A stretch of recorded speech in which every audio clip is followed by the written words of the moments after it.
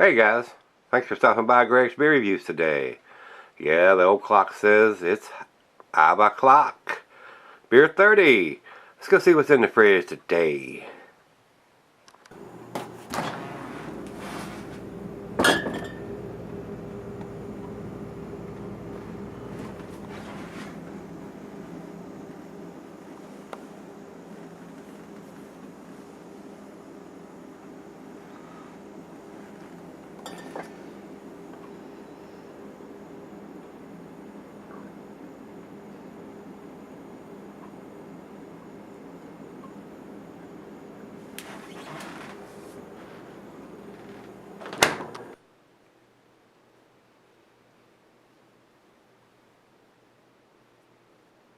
Hello everybody, welcome to Gregsbeerreviews today. Thanks a bunch for stopping by. Guys, we're going to see how well this beer has cellared. This is Brewing's Monster Ale. It is a barley wine. According to the bottle, the label on the bottle says this Monster Ale was born in 2010. So not knowing when in 2010 they did it, whether it's beginning of the year, middle of the year, end of the year, we're going to say this is 9 years old since we're 2019 now. And then on the corner of the label, it says alcohol is 10.1%. That is a key note there, guys. This was sent to me by my brother Rico. So thanks a bunch, Rico. And he says English style barley wine. He purchased it a couple years ago, and I've had it for probably a couple years. I'm not exactly sure. When he sent it to me, I don't have that sheet here. I've already marked it off and thrown that sheet away. It says it comes in 4 packs. Untappd has it listed at 10.3%, and Beer Advocate has it listed at 10.10%, which is closer, 10.1%. This one has 10.1%, so unusual for Beer Advocate to have the right ABV and Untappd have the wrong one, because they clump at Beer Advocate, they put them all together no matter what year it is. And I don't think they brew this beer anymore. I think it's retired. They don't do it any longer. And I don't know when was the last year they did it. If this was the last year, no, I don't think it was. So I don't know when they stopped doing it, but I'm pretty sure they don't do it anymore. Over to Untappd, they have it at 10.8%, which is wrong, which is surprising because they have this listed as the 2010 edition. It has it on their Monster Ale 2010. So that's wrong. So their information is wrong. And both of them are saying it's retired, it's no longer brewed.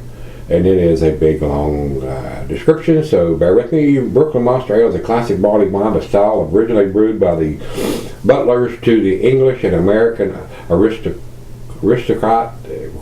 and is brewed from 3 mashes of heirloom British malt and spiced with aromatic American Willamette, Cascade, and Fungal hops. After 4 months of aging, it has magnificent burnished copper color and aroma of sherry, citrusy hops, and fruit, soft, warming, complex palate, a spirituous finish, and a strength of, it says 10.3% here. So they're contradicting themselves there. It's found as 10.3 in the description and 10.8 up here in the top box. It is a vivacious, when young, but will age gracefully for many years, becoming more complex over time. So 9 years, so hopefully it's real graceful by now. So we don't have the IBUs listed here, so Rico, thanks again for sending me the beer.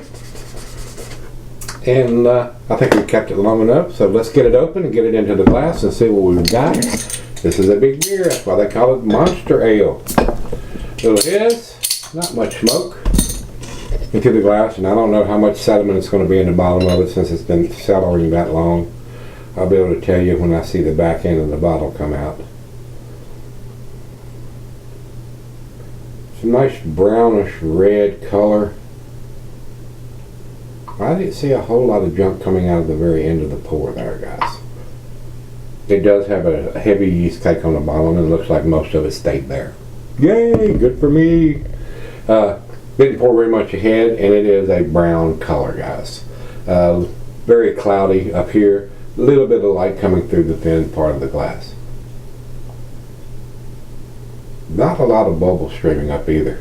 So let's get it to the nose, see what we got.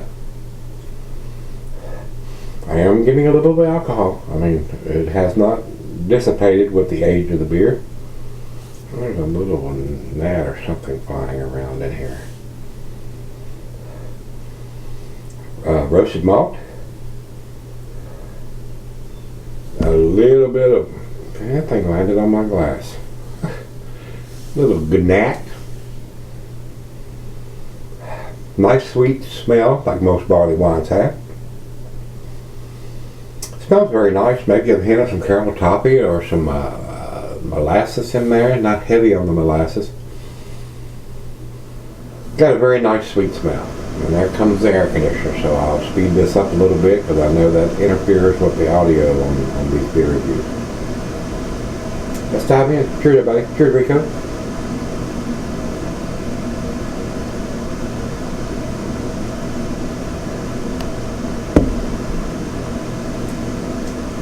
Very pleasant. Seems like it's cellared well. I don't think it's an outstanding or world-class beer there, guys. But it does seem to have aged very well. So if you have some of these beers aging, cellaring, I think you're pretty safe here, being a tad over 10%. It's not going to go bad. And the booziness was more prominent in the nose than it is on the taste. Doesn't taste very boozy at all. So, and that may subside when it comes to room temperature, which we will do. We always do, no matter what beer it is, unless it's a lager or something.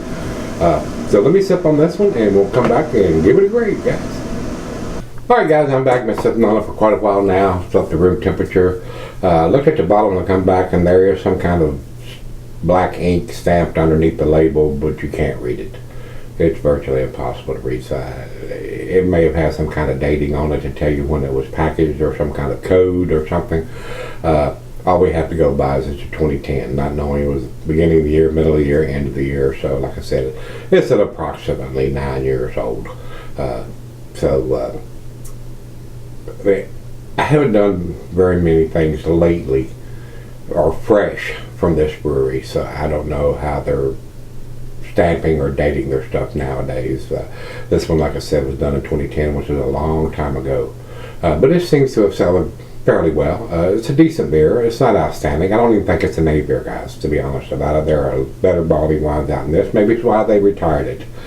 So I don't know, guys. I've had much more enjoyable barley wines than this, but it is what it is. Seems to have sold very well. A nice sweetness to it, roasted malt, caramel, toffee. I'm not getting anything basically other than that. Maybe a slight hint of some black molasses. No dark fruit or chocolate or anything like that, but that's not characteristic of this style. But a decent barley wine, basically, is where I'm going to put it. Seems to have sold very well. So if you have one of these, yeah, it's going to be a decent beer, guys. It sells very well. Final chug.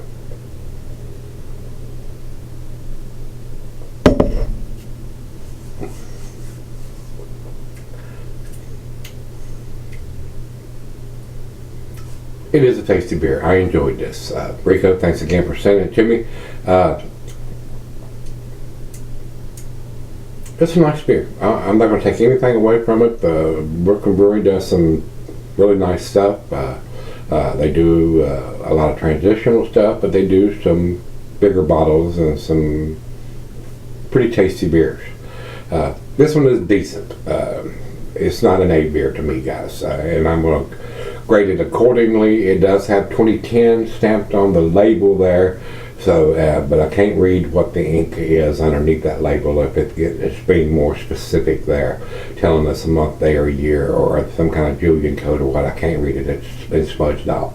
So, and yeah, it's 9 years old, so it's probably been handled a little bit more than a fresh one would have been. So, to me, guys, I'm on the fence between a B and a B plus. I'm going to give it 86, guys. 86 for me. It's a B beer, basically. There are better barley wines out than this, especially the bourbon barrel aged version and stuff. And this is not claiming to be a bourbon barrel version of it, but The plus part about it is it cellared very well to me. So with that being said, 86 is what I'm going to give it B. So over to Beer Advocate, they say 85. I'm giving it a notch better than that. So over to Untapped, they have it at 3.85. Again, B plus beer. So it's pretty unanimous. It's a B/B plus beer, unanimously. So nothing outstanding, nothing to write home about. Didn't blow my hair back or my socks off. Decent beer. So if you've had a 2010 edition recently, let me know what you think. And until we meet again, let's go see what's in the fridge.